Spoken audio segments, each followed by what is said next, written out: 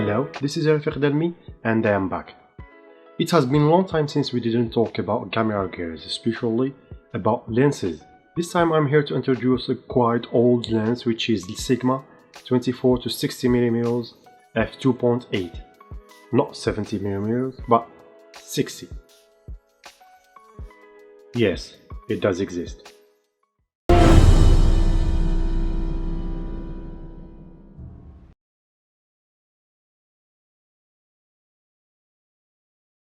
This lens was made in 2004 under the name of Sigma 24 to 60mm f2.8 EX, which means excellent or prime for Canon lenses, DG, which means for full frame cameras. This lens here contains 16 elements in 15 groups with 9 blades, which is perfect for a good bokeh. With a wide aperture of 2.8 and can go up to f22. Its filter diameter is about 77mm, which is quite equivalent to Canon luxurious lenses such as 24 to 70 or 70 to 200mm f2.8 also. Although this lens was introduced first time in 2004, but it has a quite fast autofocus. Comparing this lens with more recent ones, it may do a very great job. I have to mention that this lens was made entirely with plastic, except for this mount here, which is made of mirror. This lens here doesn't have a great macro features because the minimum focusing distance is about 38 centimeters, which is far from being a good lens for macro photography.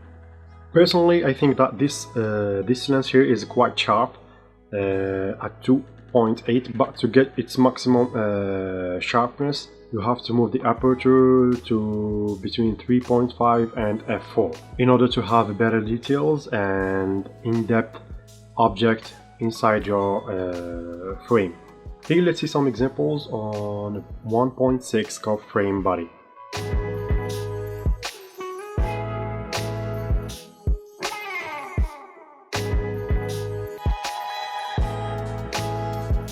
And now let's see some examples on full frame camera.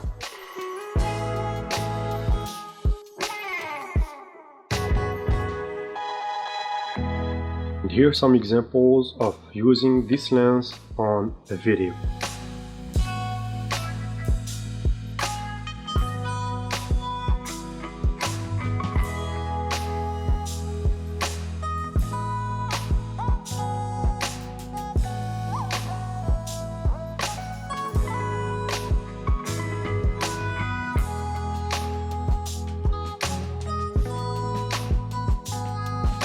Since this lens was initially made for full frame cameras, it may seem that it loses some focusing points on a crop frame cameras. On a crop frame body, this lens can go from 38mm up to 96mm, which is good telephoto photography for this reasonable zoom range. In order to avoid any extension of the front element of this lens, they made a lock button here, avoid any unreachable extension of the front elements and taking this lens upside down.